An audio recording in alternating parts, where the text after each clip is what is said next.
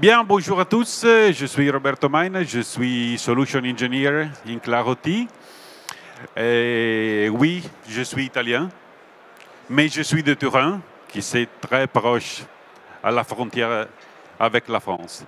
Et aujourd'hui, on parle de la sécurité, la cybersécurité le monde OT des CPS, Cyber Physical System, le système cyberphysique, bien au-delà de la visibilité et de l'inventoire des actifs, que c'est la chose pour laquelle Claroti est bien connue.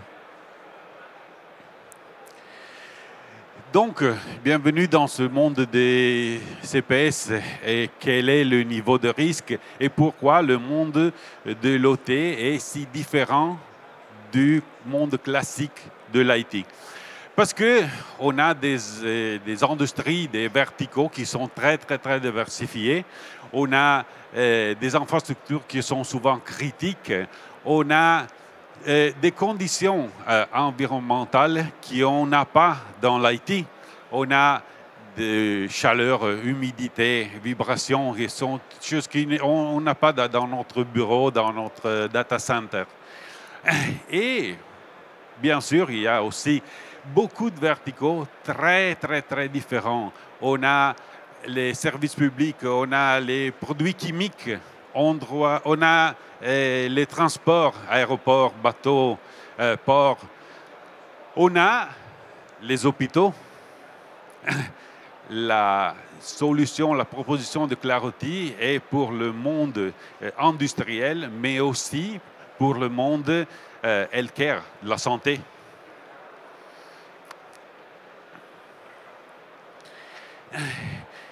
Et c'est actif, ce monde OT n'a pas été créé avec la sécurité comme première ligne de priorité dans la tête. Pourquoi? Pourquoi les systèmes OT sont très critiques? Ils doivent être en production 6 jours sur 7, 24 heures sur 24, les samedis, la dimanche, les fêtes, il n'y a pas de Noël, il n'y a pas de rien. Et comme ça, la segmentation du réseau, la micro-segmentation du réseau, très souvent n'est pas en place. Comme ça, il y a des appareils qui sont très anciens et avec une conception de sécurité il n'y a pas rien. On a beaucoup de systèmes où il y a encore Windows XP. Windows XP. Vous savez que Windows XP n'est pas en fin de vie, est en décomposition. Même en Microsoft, il ne se rappelle plus qu'est-ce que c'est Windows XP. Il n'y a pas des équipes de personnes dans pour les incidents de cybersécurité. Il y a un manque de formation de personnel. Et, encore une fois, la production doit être la première chose. 24 heures sur 24, 7 jours sur 7. Très souvent, c'est impossible d'avoir un inventoire des actifs complet et détaillé, et on ne peut pas voir les menaces et les vulnérabilités. Et comme ça, c'est impossible de contrôler tout l'ensemble de l'environnement. Et un seul incident peut être terrible. Et de plus en plus que les actifs OT sont connectés, de plus en plus que la surface d'attaque s'élargit. Et ici, nous avons des histoires d'attaques dans le monde OT. Il y a déjà une très bonne littérature, mais nous allons voir le plus haut à gauche, 2017, le Triton. Les pirates avaient déployé un logiciel malveillant pour aller contrôler les systèmes de contrôle physique d'une centrale. Et ça, c'est très important parce que ces systèmes de contrôle physique d'une centrale sont la dernière ligne de défense contre les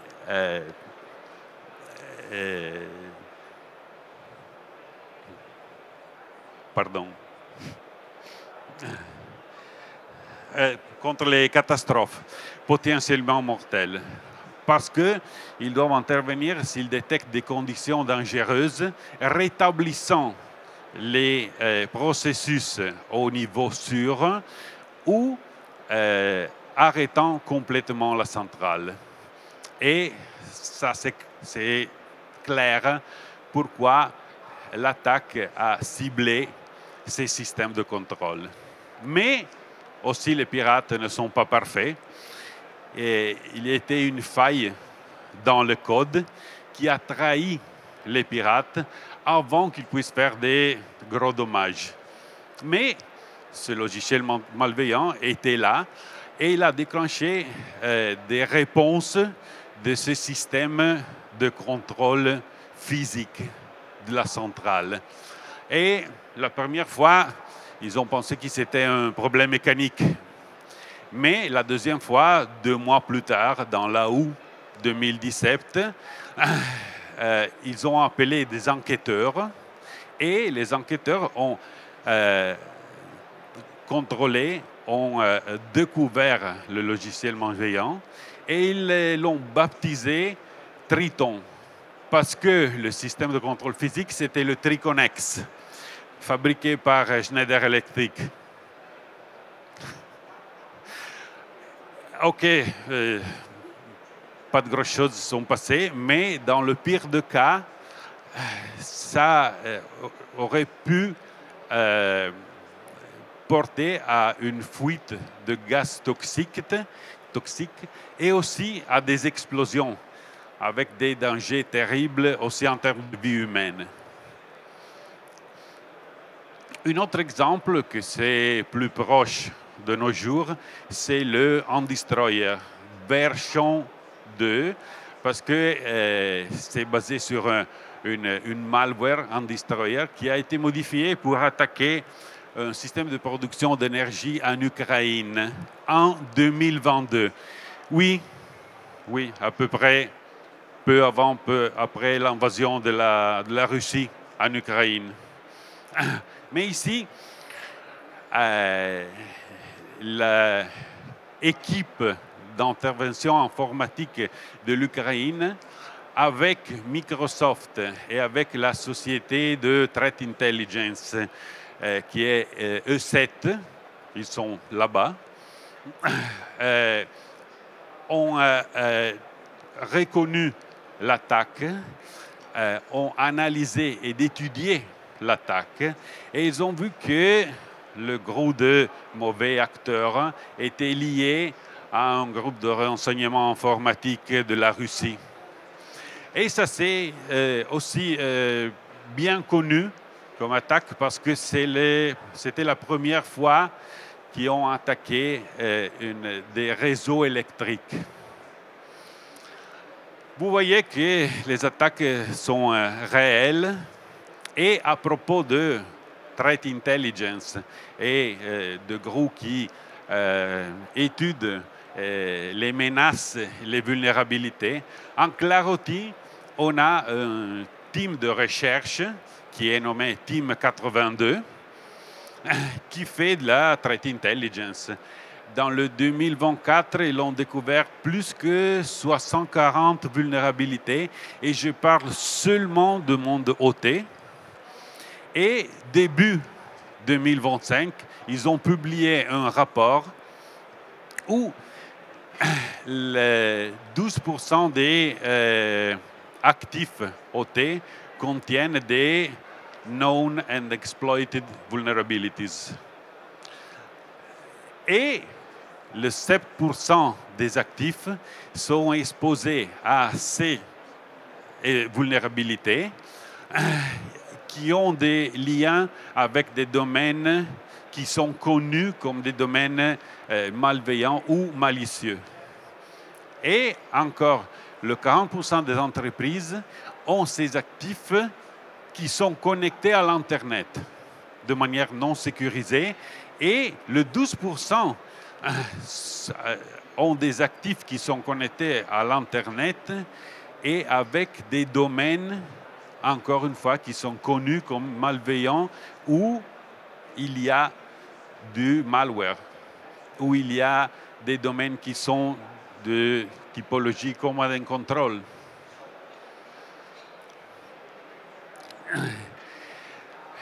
Et de plus en plus, il y a des réglementations, il y a des directives. On doit être compliant, on doit s'aligner à ces directives. Peut-être aujourd'hui, la plus connue, c'est la NIS 2. Elle a été publiée en 2023 et maintenant, il y a beaucoup d'entreprises qui doivent s'aligner, qui doivent être compliantes à la NIS 2. Le but de la NIS 2, c'est d'améliorer les conditions de cybersécurité de leurs entreprises. Et vous voyez comme Claroty a toutes les réponses pour s'aligner à la NIS 2. Et je veux souligner les politiques pour la segmentation, la microsegmentation de réseau, le contrôle continu de la détection des menaces, l'inventoire des actifs et aussi avec la plateforme d'accès à distance sécurisée, une vraie plateforme Zero Trust pour l'accès qui est géré avec les RBAC, Role Based Access Control.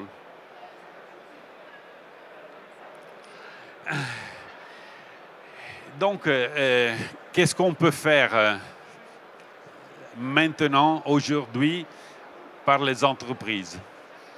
Eh bien, les entreprises doivent trouver un équilibre entre la productivité, entre la conformité au règlement, d'un côté, et de l'autre côté, la réduction des cyber-risques. Et qu'est-ce qu'ils font normalement? Ils tentent d'utiliser les solutions qui sont déjà en place pour le monde de l'IT. Mais ce n'est pas suffisant parce que souvent, c'est complètement incompatible avec les systèmes OT. Nous avons déjà vu les différences entre les systèmes OT et les systèmes classiques IT. Souvent, on a des firmware, des softwares dans le monde OT qui est très ancienne. Souvent, on ne peut pas toucher les actifs OT sans le permis de constructeur.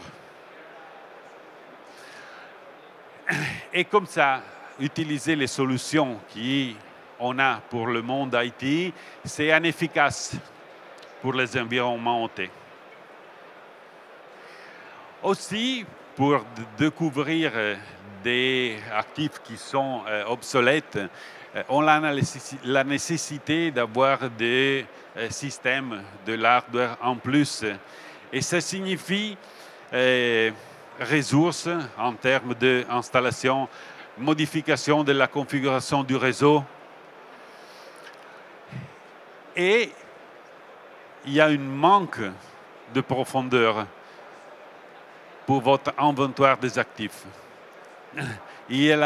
On n'a pas des informations trop détaillées sur votre actif OT. Ça, c'est une base fragile pour votre cybersécurité du monde OT, de votre CPS. Souvent, c'est impossible d'utiliser ces données pour avoir des résultats efficaces.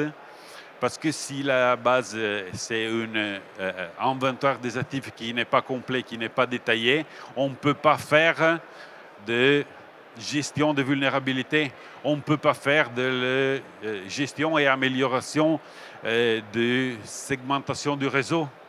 On ne peut pas faire des découvertes et gestion des menaces.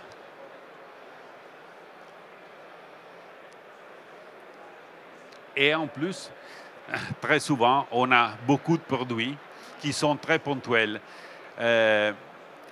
On a un produit qui fait l'inventoire des actifs. On a un produit qui fait la gestion du réseau. On a un autre produit qui fait la gestion de la découverte des alertes. Mais tous ces produits-là ne sont pas intégrés les uns les autres. Et il y a un manque d'intégration, de cohésion qui crée dans votre environnement, dans votre entreprise, des angles morts.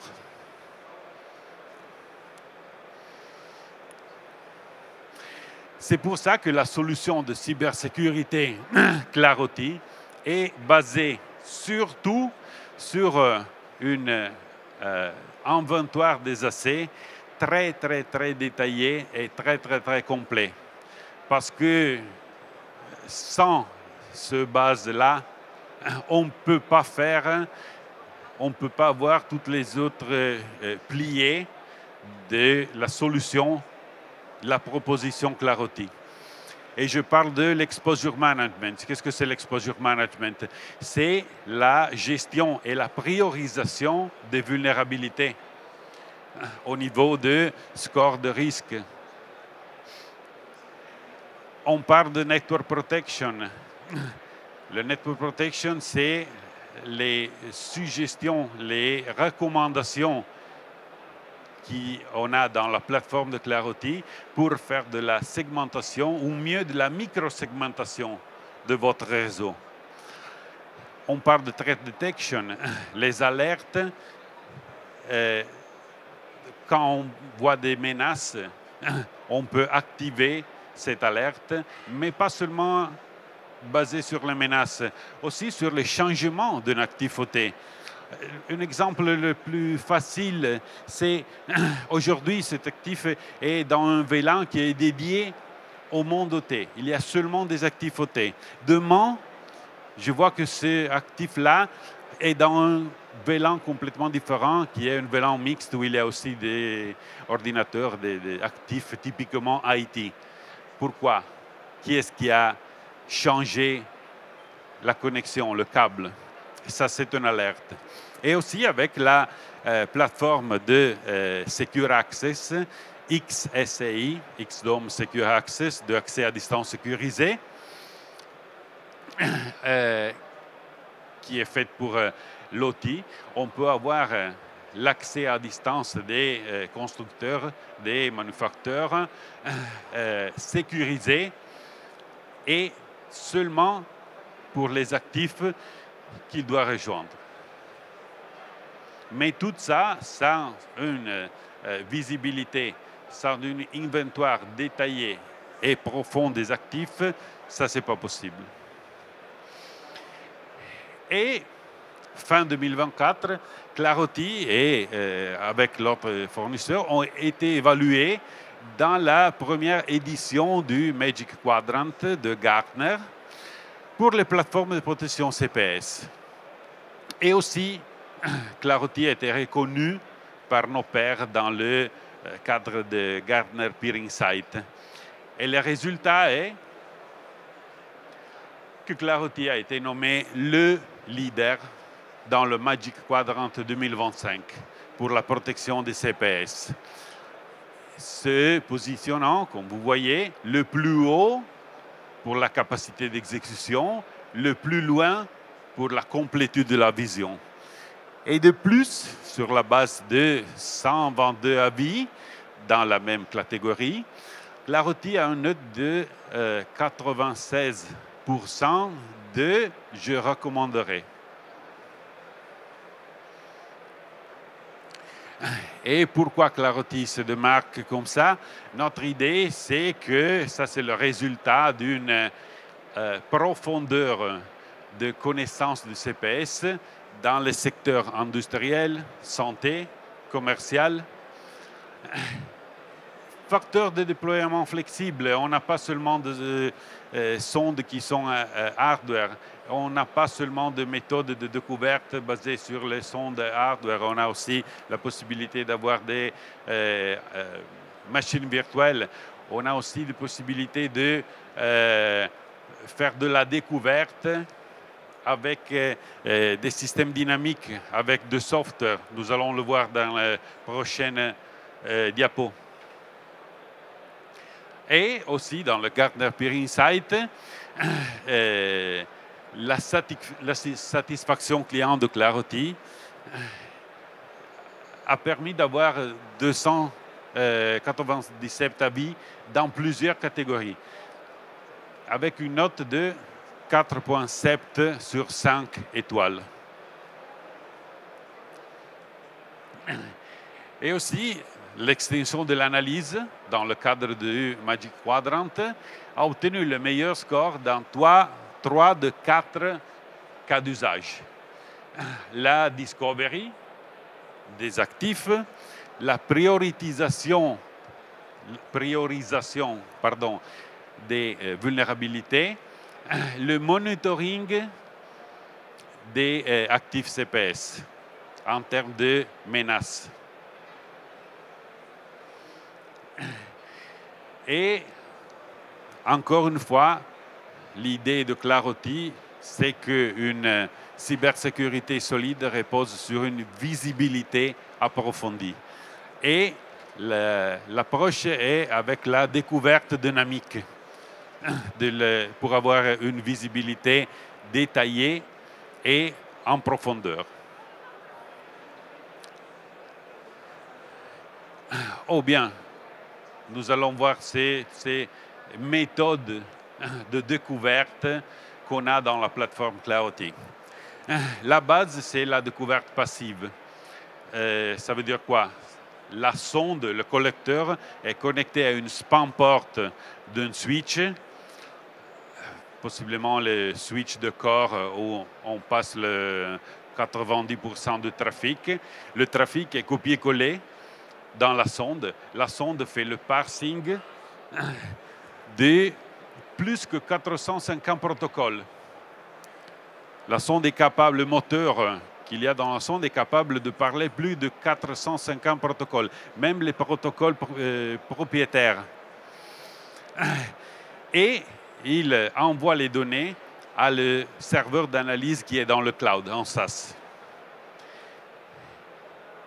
Mais il y a la possibilité aussi d'avoir des queries, des safe queries, par la sonde qui fait des queries dans le protocole parlé par l'actif OT, seulement dans ce protocole-là. Et encore, il envoie toutes les informations à le serveur d'analyse dans le SaaS. Mais on a aussi un software, un petit exécutable Windows ou Linux. Pas besoin forcément de l'installer, seulement on peut le lancer et il fait le scan du poste de travail où il a été lancé et tout ce qui est connecté, qui est branché dans le subnet de la carte du poste de travail. Ça, c'est typiquement pour les endroits de votre réseau qui sont très isolés et où il est plus difficile d'installer une sonde, un connecteur ou d'arriver avec le span, le remote span de là-bas à la sonde. Et on a aussi la possibilité d'analyser les project files qu'il y a dans les actifs OT. Encore une fois, c'est une méthode pour enrichir les données et la profondeur de détail de votre actif OT. Aussi, le cadre de risque de Clarity sur le terrain de notre utilisateur, on peut être utilisé pour calculer la probabilité d'exploitation et l'impact potentiel. Et ce sont les deux facteurs pour déterminer le score de risque de chaque actif. Chaque actif a un score de risque qui est calculé avec la probabilité d'être attaqué sur la base des vulnérabilités, sur la base des communications qu'il a vers l'Internet non sécurisé, sur la base des VLAN où il est branché plus l'impact. L'impact en cas d'attaque, l'impact en termes économiques, mais aussi en termes de fuite de données sensibles. Et ça détermine le score de risque. Et vous voyez que le score de risque qui est calculé comme la probabilité plus l'impact moins le contrôle des compensations détermine ce score de risque. Et avec, si on clique sur les recommandations de Clarity, il y a exactement ce que vous devez faire pour baisser ce score de risque, de critical high à faible, pour exemple.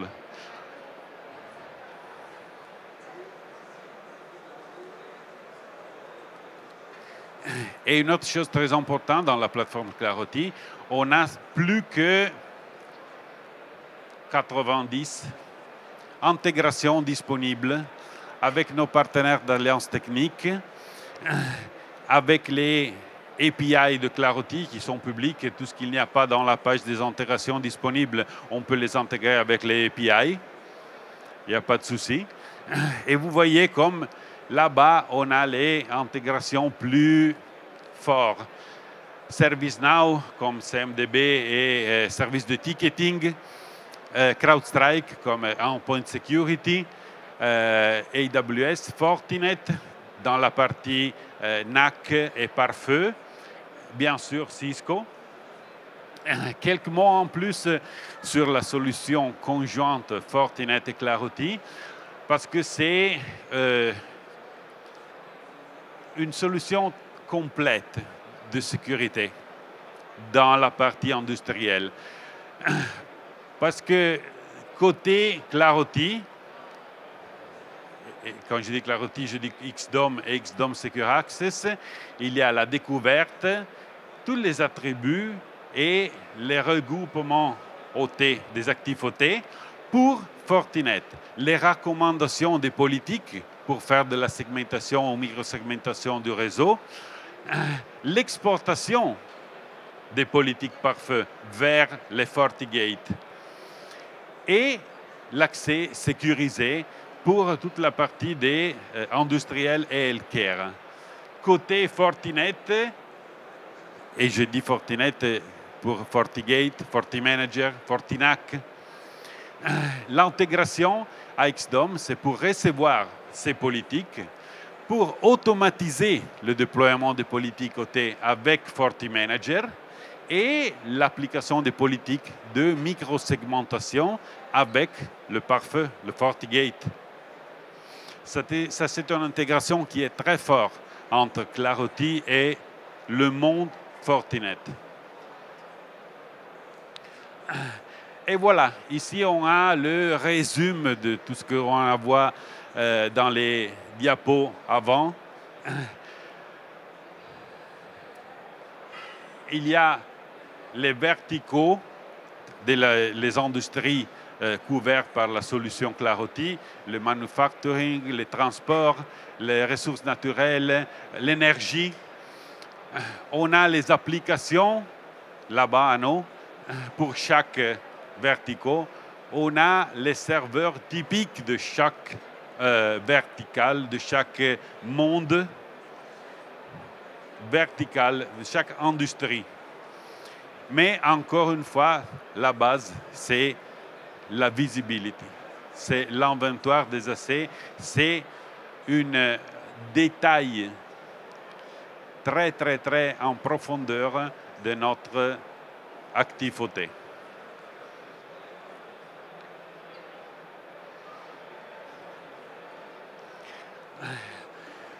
L'idée de Clarity, c'est d'avoir une approche au niveau de plateforme.